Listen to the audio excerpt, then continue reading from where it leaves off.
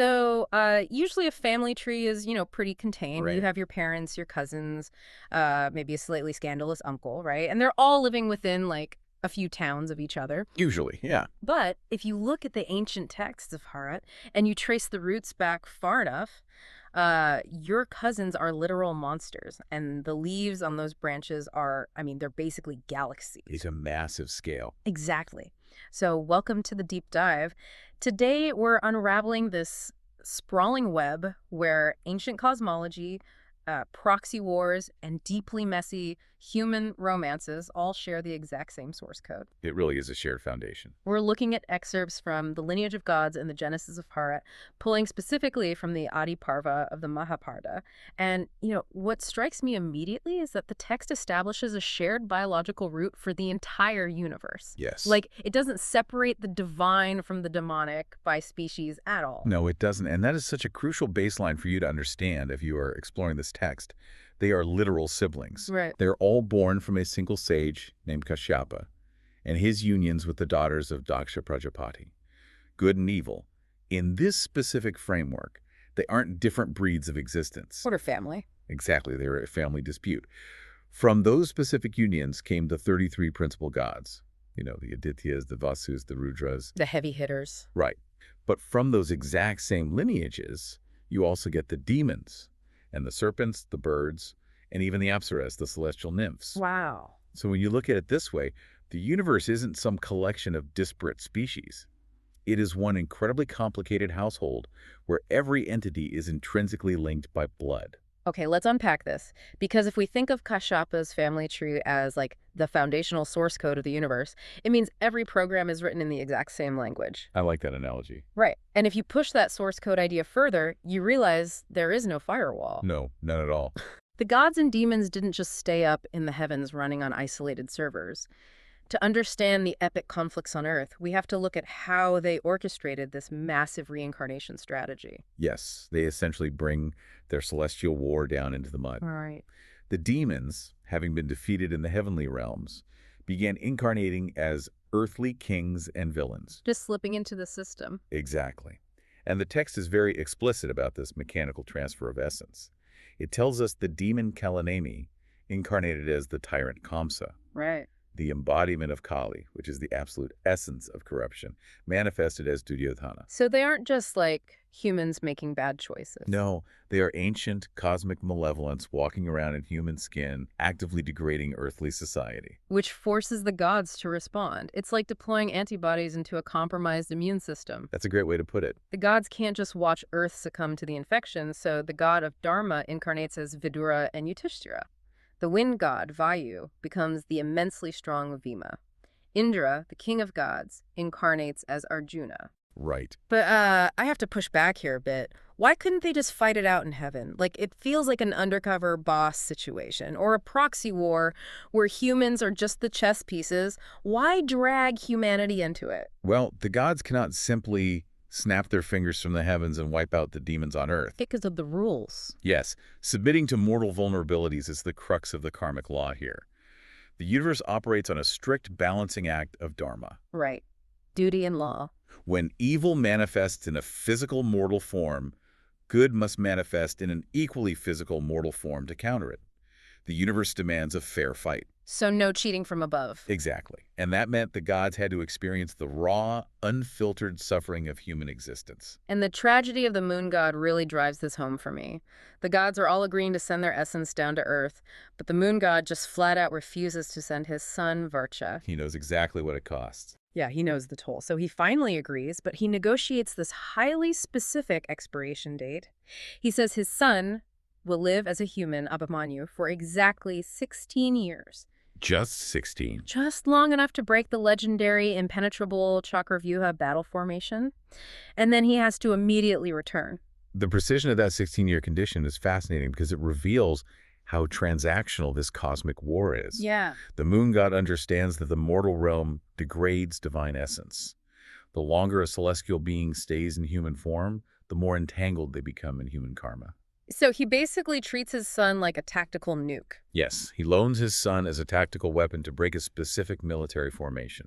He treats human life not as an ongoing experience, but as a temporary, highly dangerous mission deployment. And the physical toll of that deployment is just brutal. Like, look at Karna. Oh, absolutely. Born to Kunti through the blessing of the sun god Surya, Karna is born wearing divine armor and earrings that are literally fused to his body. Yes, it's part of his flesh. And later, Indra, who is Arjuna's divine father and therefore Karna's enemy in this proxy war, he disguises himself as a Brahmin and asks Karna for a donation. Right. And Karna, to keep his honor, physically peels his own divine armor and earrings off his bleeding flesh to give them away. He does, but Indra doesn't just take the armor and leave. He gives Karna the infallible Shakti weapon in return. Right. But the necessity of Karna physically peeling his own flesh explains a fundamental law of this cosmology, which is the law of equivalent exchange. Nothing is free. Exactly. Mm. The gods cannot just spawn a magical weapon or arbitrarily strip a warrior of his defenses. Modifying the karmic balance of the war requires a literal sacrifice of mass and pain. Karna's bleeding flesh is the price. Yes, it's the price paid to alter the tactical reality of the battlefield. So there is this immense tragic irony here, right? That's so. Well, the gods and their children are sacrificing their physical bodies. They're tearing off their own skin for the sake of cosmic duty. But when we look at the human kings who are supposed to be upholding that same dharma on earth, like King Dushanta, they aren't sacrificing their bodies. No, they aren't. They're sacrificing their personal truth.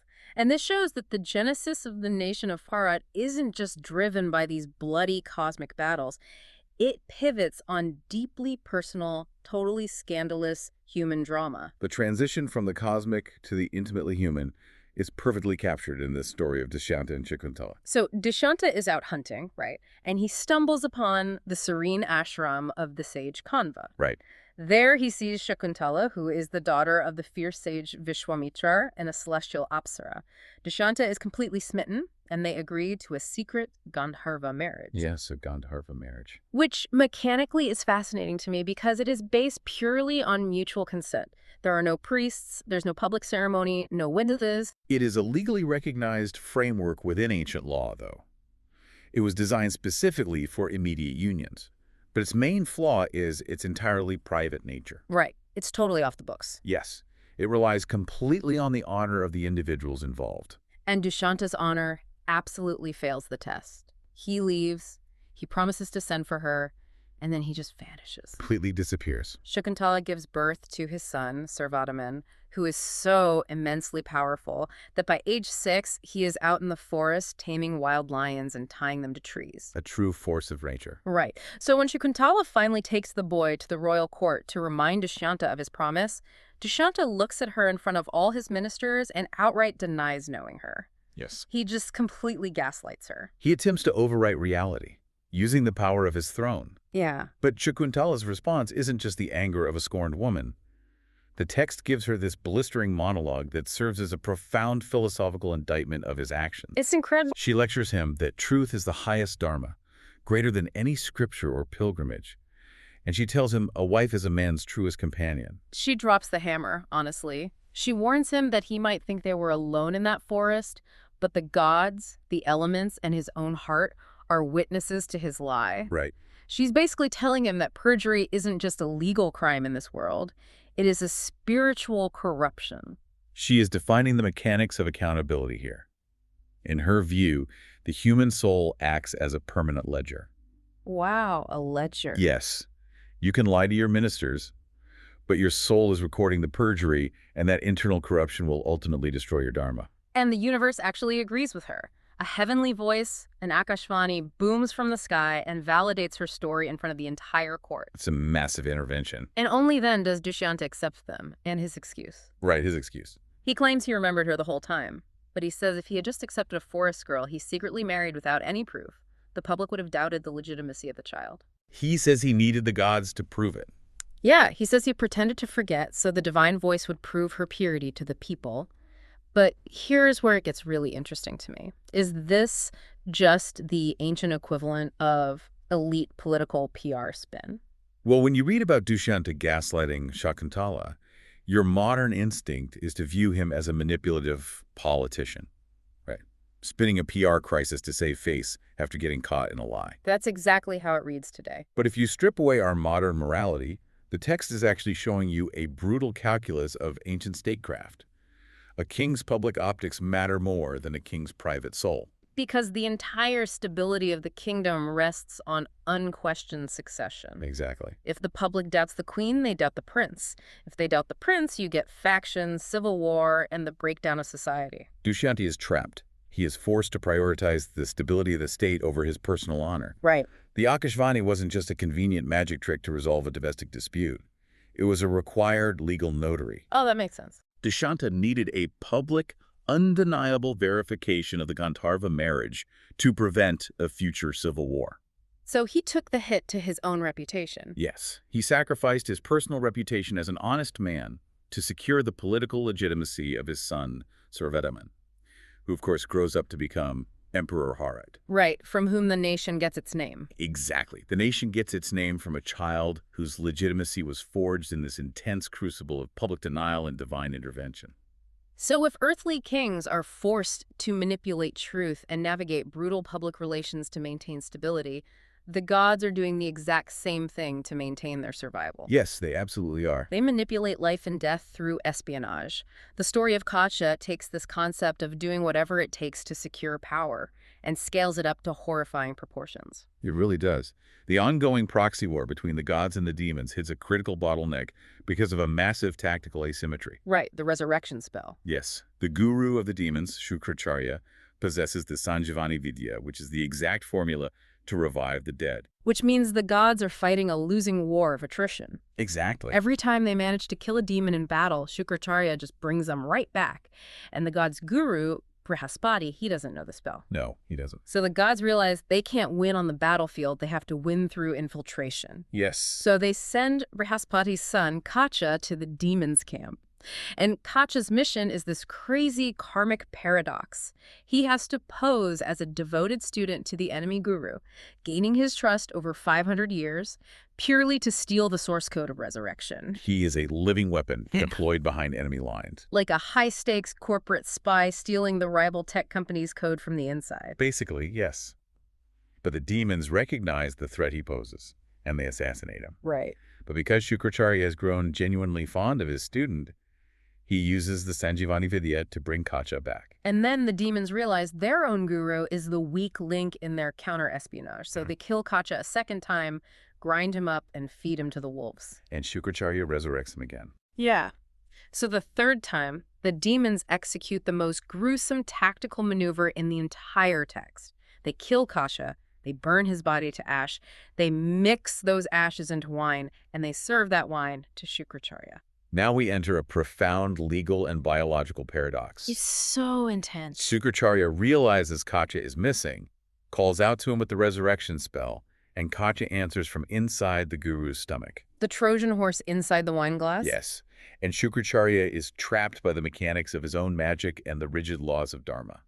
Because if he brings Katya fully back to life, Katya will literally burst out of his stomach, killing the guru. Right. But he can't just leave Katya dead inside him either, can he? No, because then Shukracharya would have digested his own student, which is the flesh of a Brahmin. Ah. In this cosmological framework, consuming the flesh of your student completely destroys your spiritual purity and strips you of your power. So he's doomed either way. It is a mathematical impossibility for Shukracharya to survive this without fundamentally altering the flow of magic. So what does he do? The only solution is a sequential transfer of knowledge. He teaches the Sanjivani Vidya to Katya while Katya is still in the stomach.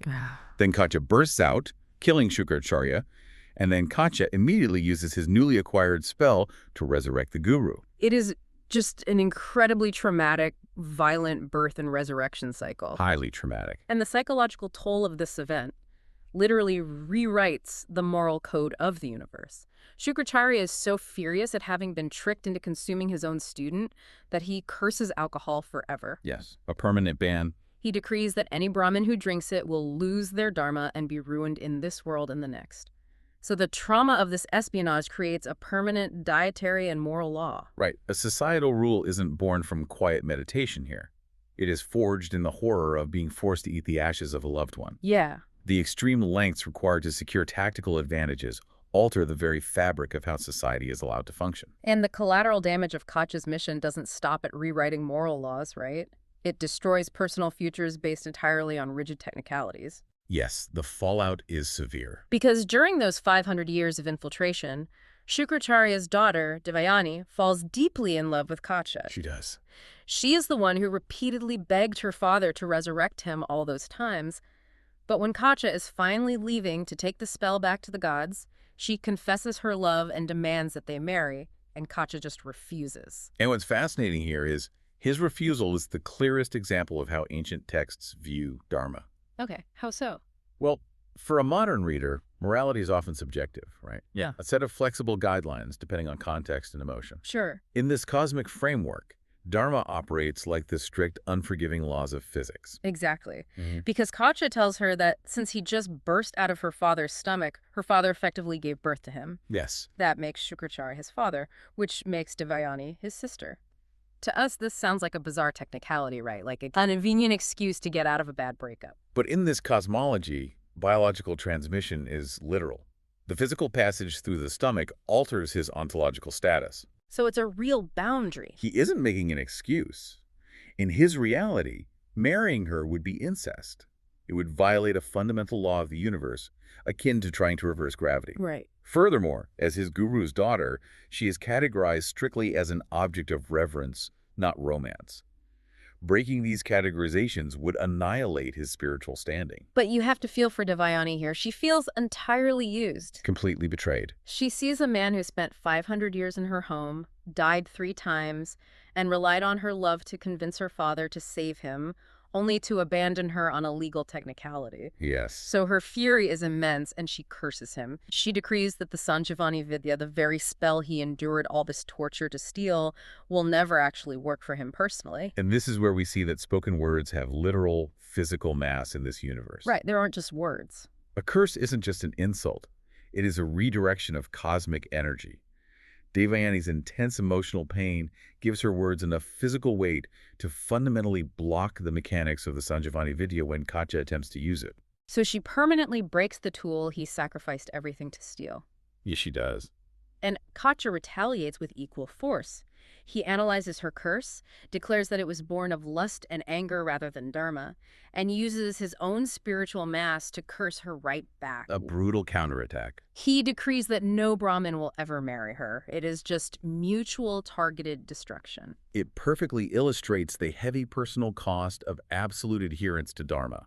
Katya's strict obedience to the letter of the law ruined their relationship and cost him the personal use of the ultimate magic. Yeah, he lost everything personally. He successfully delivered the source code to the gods, ensuring their survival in the proxy war, but he destroyed his own happiness and permanently stunted her future in the process. So what does this all mean for you listening to this today? When you pull all of these narratives together, a very clear, very complicated picture emerges about how the foundations of a civilization like Bharat are actually built. It's not a simple story. Not at all. We started with galaxies and monsters sharing a bloodline.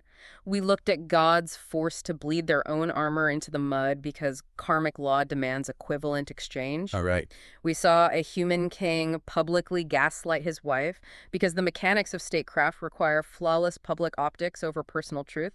And we watched an espionage mission end in mutual curses because the laws of spiritual physics are just utterly unbending. The overarching theme here is that the creation of the world wasn't a clean, magical process enacted by flawless beings. No. It was forged in the relentless tension between public duty and private truth.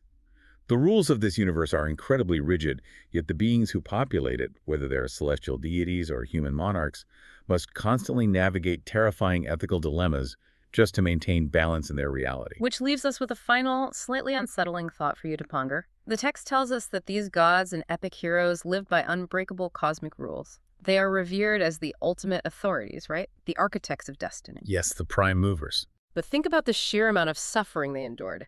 If these infinitely powerful beings were forced to incarnate, forced to peel off their own skin, and had to navigate the messy gray areas of human public relations and bizarre legal technicalities just to achieve their goals, who is really in control? That is the question. Are the gods actually shaping human history, or are the mechanical, unfeeling laws of action, consequence, and public perception the true masters of the universe? If the source code forces the programmer to suffer just to run the program, who is really running the simulation? Thank you for joining us on this deep dive. Keep questioning the narratives that shape our world, and we'll catch you next time.